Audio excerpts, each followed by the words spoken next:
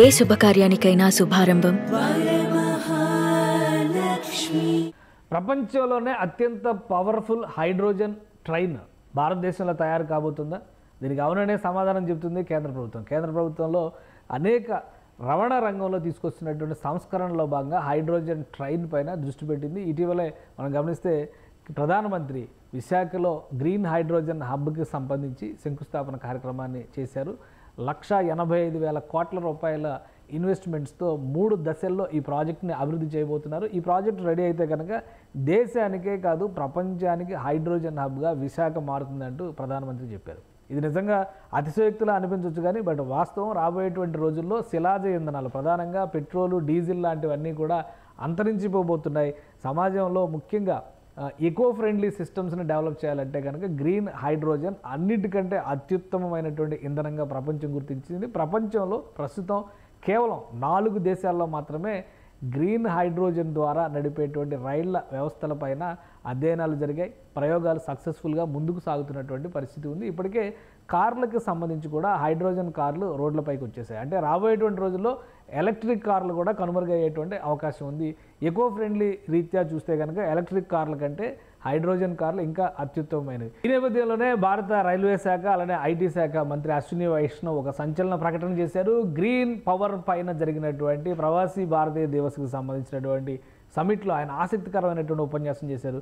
భారతదేశం 1200 horse power capacity కలిగినటువంటి train develop చేసేటువంటి ప్రాసెస్లో ముందడుగు వేసిందనేటువంటి విషయాన్ని అశ్విని వైష్ణవ్ వెల్లడించారు. అంటే ప్రస్తుతం దేశంలో నడుస్తున్నటువంటి రైళ్ల రాకపోకలకు సంబంధించినటువంటి కెపాసిటీని కనుక చూస్తే కేవలం 500 నుంచి 600 హార్స్ పవర్ ఉన్నటువంటి రైలు ఇంజన్లు మాత్రమే మనం ఉపయోగిస్తున్నాం. ఇప్పుడు హైడ్రోజన్ రైలు ఇంజన్కి సంబంధించి ఇక్కడ చూస్తే కనుక చాలా క్లియర్గా కనిపిస్తుంది. హైడ్రోజన్ రైలు ఇంజన్కి సంబంధించి 1200 హార్స్ పవర్ కెపాసిటీ ఉన్నటువంటి ఇంజన్ని భారతదేశం సక్సెస్ఫుల్గా తయారు చేస్తుంది. దీనికి సంబంధించినటువంటి అధ్యయనాలు కూడా ముందడుగు వేస్తున్నాయి. రాబోయేది భారత్ 2.0 శాఖ అంటూ రైల్వే శాఖ మంత్రి ప్రకటించారు. దీనికి సంబంధించినటువంటి అధ్యయనాలపైన ముఖ్యంగా వందే భారత్, అమృత్ భారత్ 2.0 కోచెస్ వీటన్నింటినీ కూడా కేంద్ర ప్రభుత్వం యుద్ధ ప్రాతిపదికన తీసుకెళ్తుంది. ఇవన్నీ కూడా వందే భారత్కు సంబంధించి అమృత్ 2.0 అనేటువంటి నినాదంతో పెద్ద ఎత్తున ఈ కోచ్ల డెవలప్మెంట్ ప్రోగ్రామ్ని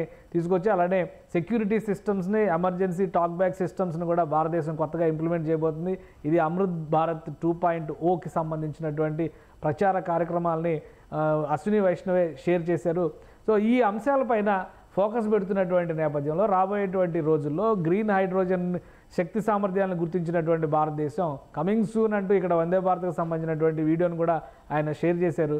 రాబోయేటువంటి రోజుల్లో పెద్ద ఎత్తున గ్రీన్ హైడ్రోజన్ ద్వారా ట్రైన్లు నిర్మించడానికి ప్రస్తుతానికి గ్రీన్ హైడ్రోజన్ ఇంజిన్ తయారు చేయగలిగింది భారతదేశం. దీన్ని ప్రయోగాత్మకంగా ఢిల్లీ, హర్యానాల మధ్య నడిపేందుకు ట్రయల్ రన్ కోసం ఈ ఏడాది ముహూర్తాన్ని డిసైడ్ చేశారు. ఈ ఏడాదిలో పూర్తిగా ఏర్పాట్లు జరిగిన తర్వాత ఈ ఏడాదిలో ఏ క్షణమైనా కానీ గ్రీన్ హైడ్రోజన్కి సంబంధించినటువంటి ట్రైన్ల పైన ప్రయోగం చేయబోతున్నారు. అయితే ఒక ఆసక్తికరమైనటువంటి విషయం అశ్విని వైష్ణవ్ చెప్పినటువంటి ఆసక్తికరమైనటువంటి విషయం, దీని కెపాసిటీ 1200 హార్స్ పవర్ ఉన్నటువంటి ఇంజన్ కెపాసిటీతో ఈ గ్రీన్ హైడ్రోజన్ ట్రైన్ ఇంజన్ని భారతదేశం డెవలప్ చేస్తుంది. ప్రపంచవ్యాప్తంగా 4 దేశాలు మాత్రమే గ్రీన్ హైడ్రోజన్ ట్రైన్లపైన అధ్యయనాలు చేస్తున్నాయి. ప్రయోగాత్మకమైనటువంటి ప్రయోగాలు చేస్తూ నడిపిస్తున్నటువంటి పరిస్థితి ఉంది. కానీ భారతదేశం చేస్తున్నటువంటి 1200 హార్స్ పవర్ రైల్ ఇంజన్ ప్రపంచంలోనే అత్యంత శక్తివంతమైందనేటువంటి మాట ఆయన చెప్తున్నారు. సో రాబోయేటువంటి రోజుల్లో రైలు ప్రయాణం మరింత సుఖవంతం అవుతుంది. అంటే ఏ రకంగా చూసినా కానీ పొల్యూషన్ ఫ్రీ అవడానికి అవకాశం ఉంటుంది. దాంతోపాటు మన దేశంలో దూర ప్రాంతాలకు ప్రయాణించేటువంటి క్రమంలో ఆ ప్రయాణ సమయాన్ని వీలైనంతగా తగ్గించేందుకు కావాల్సినటువంటి ప్రణాళికలను కూడా కేంద్ర ప్రభుత్వం సన్నద్ధం చేసింది. అమృత్ 2.0 ద్వారా ఇప్పుడు రాబోయేటువంటి రోజుల్లో వందే భారత్ లాంటివి డెవలప్ కాబోతున్నాయి. అంటే మరింత అడ్వాన్స్డ్ సిస్టమ్స్లోకి వెళ్ళబోతున్నాయి. ఇక అశ్విని వైష్ణవ్ చెప్పినట్టుగా గ్రీన్ హైడ్రోజన్ ట్రైన్ ఇంజన్లను కనుక అమలు చేయడం మొదలు పెడితే దేశవ్యాప్తంగా ఈ వేగం అంటే 1200 హార్స్ పవర్తో వెళ్ళేటువంటి కెపాసిటీ ఉన్న రైలు ఇంజన్ని ఉపయోగిస్తే కనుక రాబోయేటువంటి రోజుల్లో ఈ బుల్లెట్ ట్రైన్లు అనేటువంటి మాటకి బుల్లెట్ ట్రైన్లు అనేటువంటి దానికి నిజమైన అర్థం చెప్పేటువంటి అవకాశం ఉంటుంది. గ్రీన్ హైడ్రోజన్ అనేది నేచర్ పరంగా ఉపయోగించాలి. అంటే విద్యుత్తుని ఏ విధంగా అయితే సోలార్ పవర్, విండ్ పవర్ ఇలా తీసుకుంటున్నామో ఆ నేచర్ సోర్సెస్ ద్వారా గ్రీన్ హైడ్రోజన్ని తయారు చేస్తారు కాబట్టి ఎటువంటి పొల్యూషన్ ఉండదు, ఎమిషన్ ఫ్రీ. అలానే రాబోయేటువంటి రోజుల్లో ప్రపంచవ్యాప్తంగా ఇదే ప్రధానమైనటువంటి ఇంధన వనరుగా మారుతుందని చెప్పని శాస్త్రవేత్తలు చాలా గట్టిగా చెబుతున్నటువంటి అంశం. ఈ నేపథ్యంలోనే భారతదేశంలోని ట్రాన్స్పోర్ట్ వ్యవస్థలన్నీ కూడా పూర్తిగా మార్చే విధంగా 2030 నాటికి ప్రణాళికాబద్ధంగా వీటన్నిటినీ కూడా ఈకో ఫ్రెండ్లీ వ్యవస్థలుగా మార్చేందుకు కావాల్సినటువంటి ప్రణాళికల్ని కేంద్ర ప్రభుత్వం అమలు చేసింది. ఇందులో భాగంగానే గ్రీన్ హైడ్రోజన్ మిషన్ని 2021లోనే అనౌన్స్ చేసింది.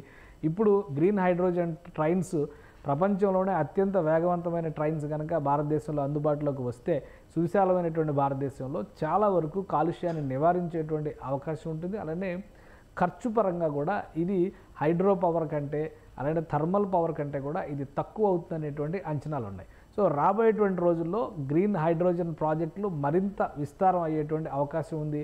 ప్రపంచంలోకెల్లా అత్యంత వేగవంతమైనటువంటి గ్రీన్ హైడ్రోజన్ ట్రైన్ ముందుగా భారత్లోనే నడిచేటువంటి అవకాశాలు ఉంటాయని ఖచ్చితంగా రైల్వే శాఖ మంత్రి అశ్విని వైష్ణవ్ తేల్చి చెబుతున్నారు.